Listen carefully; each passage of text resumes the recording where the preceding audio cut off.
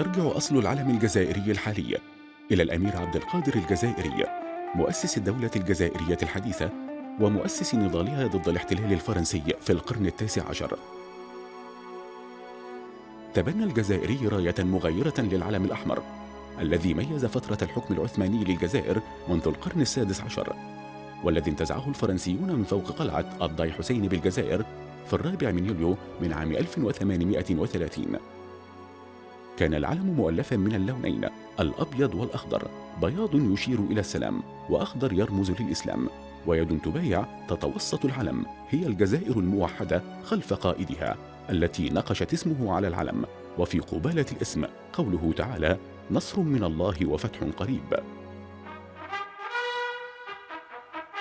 في عام 1841 قرر الجنرال بيجو الحاكم العسكري الفرنسي للجزائر محو كل التراث الجزائري، وكان العلم الجزائري الذي صممه الأمير عبد القادر جزءا من هذا التراث الضخم، لذا طالب بيجو أن يخضع الجزائريون للعلم الفرنسي، لكنه فشل.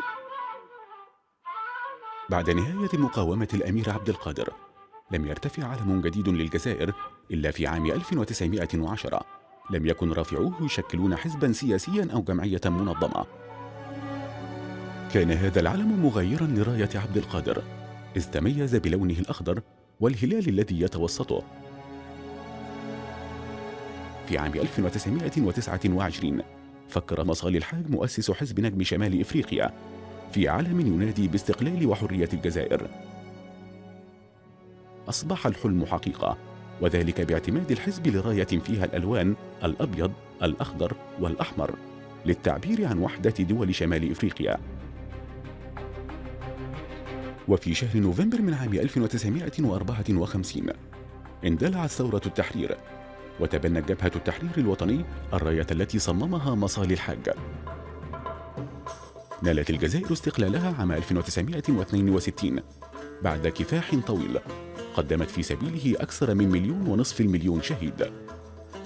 وفي يوم 3 من إبريل من عام 1962 تم اعتماد العلم رسميا في اجتماع مجلس الوزراء الجزائري. يتألف العلم الحالي من لونين هما الأخضر والأبيض، ويتوسط العلم هلال ونجمة خماسية ذو لون أحمر. يرمز اللون الأبيض في العلم للسلام والنقاء، واللون الأخضر للرخاء والتقدم، أما اللون الأحمر فيشير إلى دماء شهداء ثورة التحرير. والهلال والنجمة الخماسية ترمزان للإسلام بصفته الدين الرسمي للبلاد.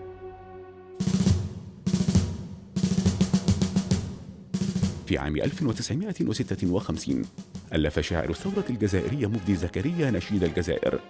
صاغ مفدي النشيد وهو نزيل بسجن برباروس الشهير بالجزائر، وقام بتلحينه الموسيقار المصري محمد فوزي.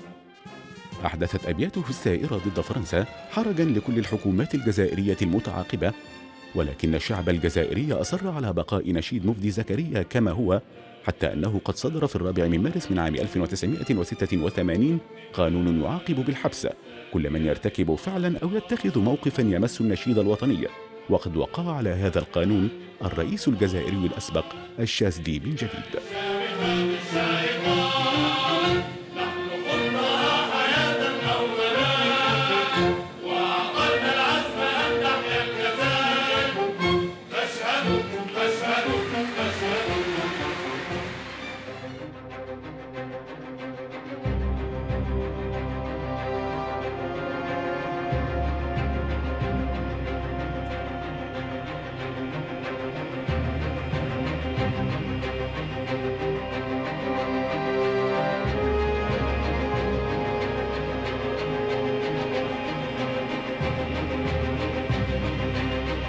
لون وقطعة قماش وهواء يمرر حكاية ترفرف في سماء وطن. حكايته هي حكاية علم.